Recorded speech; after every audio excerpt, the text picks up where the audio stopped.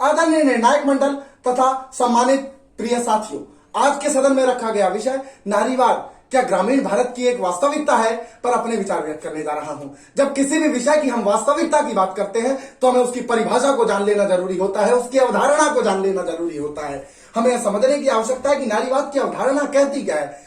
अध्यक्ष महोदय, आज से 200 वर्ष पूर्व पहली नारीवादी क्रॉफ्ट ने कहा था कि नारीवाद वह है जिसमें महिला को पुरुष के बराबर सामाजिक, आर्थिक तथा राजनीतिक अधिकार दिए जाएं और महिला पुरुष के कंधे से कंधा मिलाकर चल सके। तो यदि इसी परिभाषा के हिसाब से हम इस विषय को आगे देखें तो हमें यह समझने की आवश्यकता है कि क्या ग्रामीण क्षेत्रों में आज सभी बराबर के अधिकार मिल रहे हैं, और इन अधिकारों को समझने के लिए हमें कुछ बिंदुओं का सहारा लेना पड़ेगा, हमें कुछ समस्याओं का सहारा लेना पड़ेगा जो समस्याएं पुरातन काल में थी। क्या वह समस्याओं से आज हमने समाधान पा लिया है?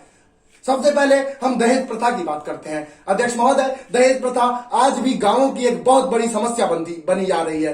दहेज प्रथा में आज भी महिलाओं को मारा जाता है, महिलाओं के अधिकारों को दबाया जाता है।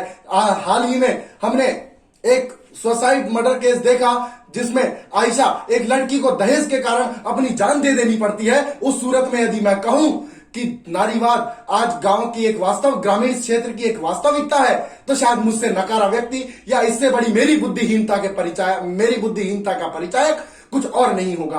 अब यदि बात करते हैं कि शिक्षा की, अध्यक्ष महोदय, शहरी क्षेत्रों में आज फिर भी शिक्षा एक बेहतरीन ऊंचाइयों को छू रही है, परंतु गांवी क्षेत्रों में क्या शिक्षा है? जब एक गांव के बच्चे को दिल्ली यूनिवर्सिटी आने का एक नारी सपना देखती है, जब एक गांव का बच्चा किसी बड़े संस्थान में जाने के लिए उसे अपना गांव छोड़ना पड़ता हो, तो हमें यह समझ आ जाता है कि गांव की शिक्षा व्यवस्था कैसी है। क्या महिलाओं को आज भी गांव में शिक्षा लेने दिया जाता है? अध्यक्ष महोदय, जिस समय उस महिला के हाथों में किताबें होनी चाहिए थी, उस नारी के हाथ में किताबें होनी चाहिए, उस समय उनके हाथों में या तो मेहंदी रचाकर उनका बाल विवाह कर दिया जाता है या फिर उनके हाथों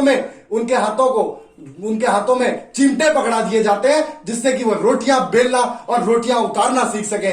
तो ऐसे समय में शायद शिक्षा के क्षेत्र में भी उन्हें बराबरी नहीं मिल पाती। अब यदि शिक्षा उनकी नहीं हो पाती, वह अनपढ़ रह जाती है, तो इससे तीसरी समस्या का जन्म होता है, उसे हम कहते हैं आर्थिक निर्भरता।